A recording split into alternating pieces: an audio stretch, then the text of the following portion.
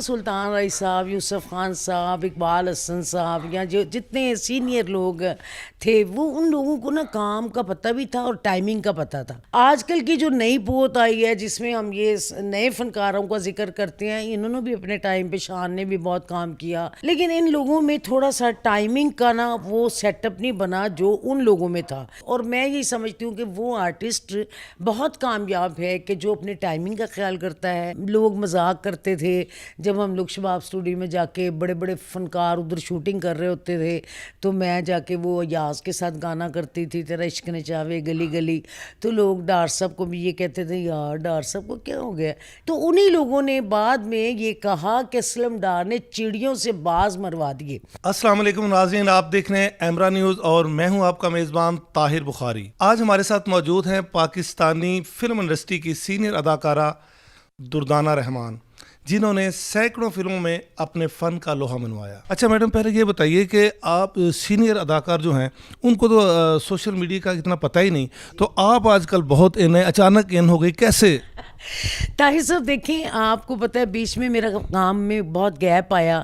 ایک وقت تھا میں بہت زیادہ کام کر رہی تھی، تھیٹر، فلم، ٹی وی، پھر بیچ میں ایسے حالات بنتے گئے جیسے کرونا کی شکل میں اور ویسے ڈاؤن فال فلم انڈسٹری میں، تو وہ پھر گھر بیٹھنا پڑا. تو آپ کو پتہ ہے فنکار جو ہوتا ہے وہ کام کرنے والا بندہ کام ہی کر سکتا ہے.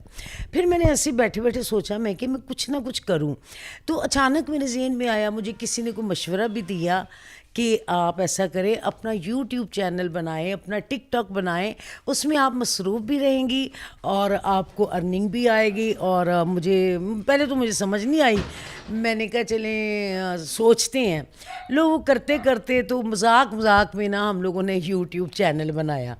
تو کچھ نصیب کی بھی بات ہوتی ہے. ابھی میں نے بنایا ہی تھا کہ 2-3 ماہ تک نا میرا وہ مونیٹائز ہو گیا، اور اس کے ساتھ ساتھ ماشاءاللہ بڑی کمرشلیں آنی شروع ہو گئی. پھر میرا فلمی دنیا سے سارا ملنا جلنا تھا اور میں نے اس کا فائدہ بھی اٹھایا کہ میں نے اپنے سب دوستوں سے انٹرویو کیے، ان سے بات چیت کی، کوئی نہ کوئی نئی بات ڈالتی رہی.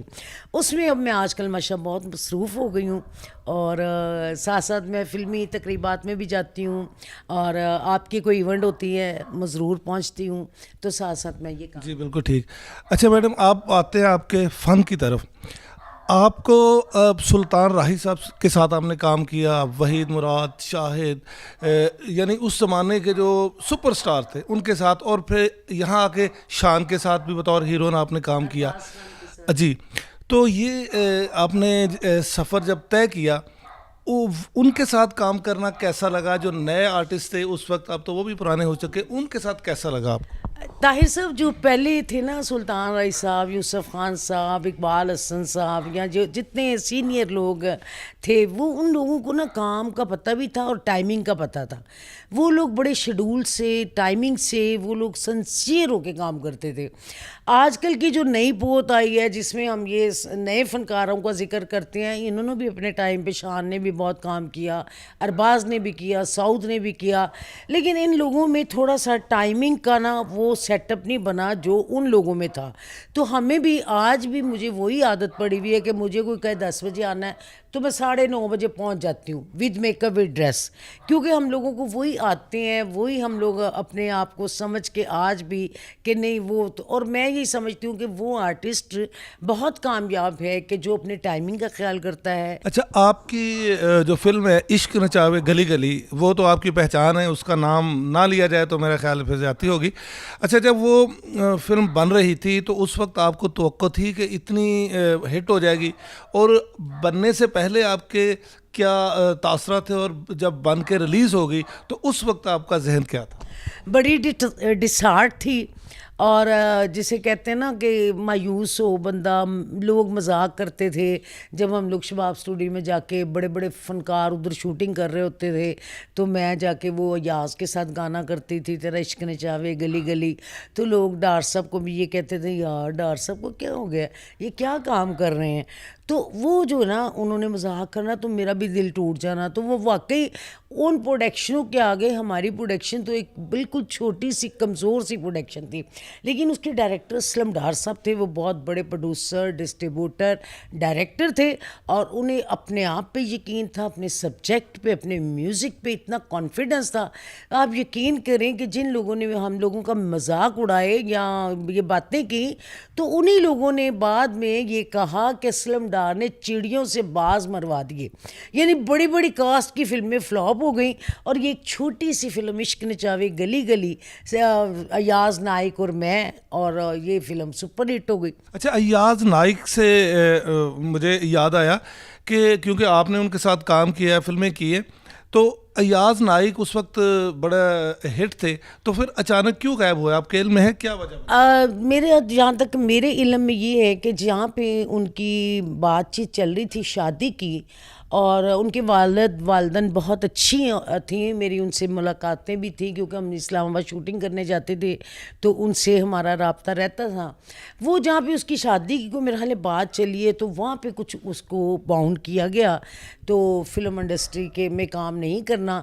اور میرا خیال ہے کہ آج وہ ایاز نائک صاحب پچھتا رہے ہوں گے کہ وہ وقت ضائع کر کے اور وہ ٹائم ضائع کر کے. اچھا میڈم، یہ بتائیں کہ آج کی جو فلمیں ہٹ کیوں نہیں ہوتی؟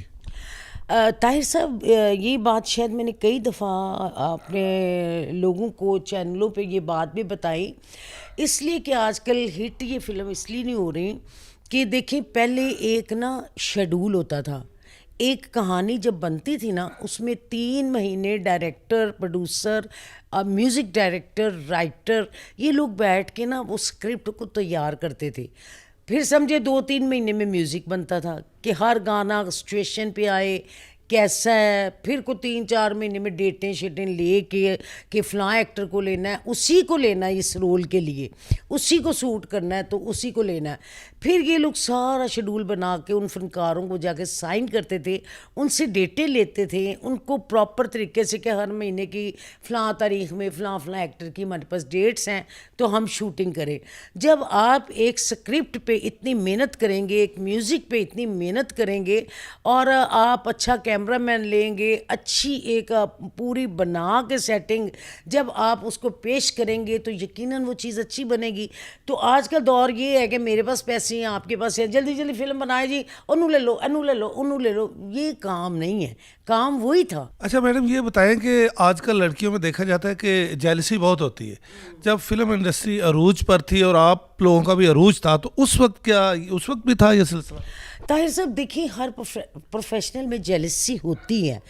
اگر ایک بہن کے ساتھ بھی کام کرتی ہے تو اس وقت بھی جیلسی ہوتی ہے، کیونکہ یہ کام ہی ایسا ہے، یہ کمپٹیشن ہوتا ہے. اب وہاں جب بھی ہم لوگ جب کام کرتے تھے، مطلب ہر ہیروئن، یہ مگر میں نے آسیہ بیگم کے ساتھ کیا ہے، بابرہ بیگم کے ساتھ کیا ہے، ممتاز بیگم کے ساتھ کیا ہے.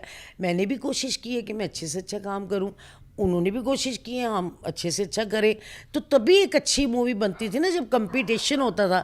جب یہ کہ ہم لوگ سوچتے تھے ہم نے اس فلم کا گریجویٹ ایوارڈ لینا ہے، نگار ایوارڈ لینا ہے، یہ سوچ کے ہم لوگ کام کرتے تھے. اچھا، فلم میں ڈانس کی تو بڑی اہمیت ہے خاص. تو جب آپ کو انہوں نے پہلی دوسری یا کسی فلم میں جب کاسٹ کیا، تو آپ کو ڈائریکٹر یا پروڈیوسر نے کہا نہیں کہ آپ ڈانس سیکھیں؟ نہیں، وہ ایسا تھا کہ میں ڈانس تو مجھے نہیں آتا تھا، لیکن مجھے اسلم ڈار صاحب نے، آپ کو پتہ، انٹروڈیوس کروایا تھا. وہ میرے محسن بھی تھے، میرے استاد بھی تھے، میرے ان کے ساتھ بہت سارے رشتے ہیں، ساری دنیا کو پتہ ہے. انہوں نے مجھے اکبر صاحب کو گھر پہ لگوا کے دیا کہ آپ جب گانا ان کا پکچرائز ہو تو وہ گانا آپ نے ان کو گھر پہ. اکبر سمراٹ. میں نے صدیق صاحب، اکبر سمراٹ، یہ پپو فیملی، خانو، ان کے پپو تو میرے ہاتھ کو بچہ ہے. یعنی عشق نچاوے گلی گلی میں پپو پہلی دفعہ آیا تو اس کو میں نہیں بلکہ ایکشن بتایا، تو مجھے آج بھی کہتا ہے آپ میری ٹیچر ہیں. تو یہ ہے کہ ہم نے ان کے بڑوں کے ساتھ کام کیا. تو وہ پھر ڈار صاحب نے میرے پہ بہت محنت کی. پھر یہاں تک ڈار صاحب نے کہا بھئی اس کو گانا لگا کے کھلا چھوڑ دیں، یہ پورا گانا کرتی جائے، ہم پھر جہاں ہمیں ضرورت ہوگی ہم کٹ ٹو کٹ اس کے شارٹ کر کے.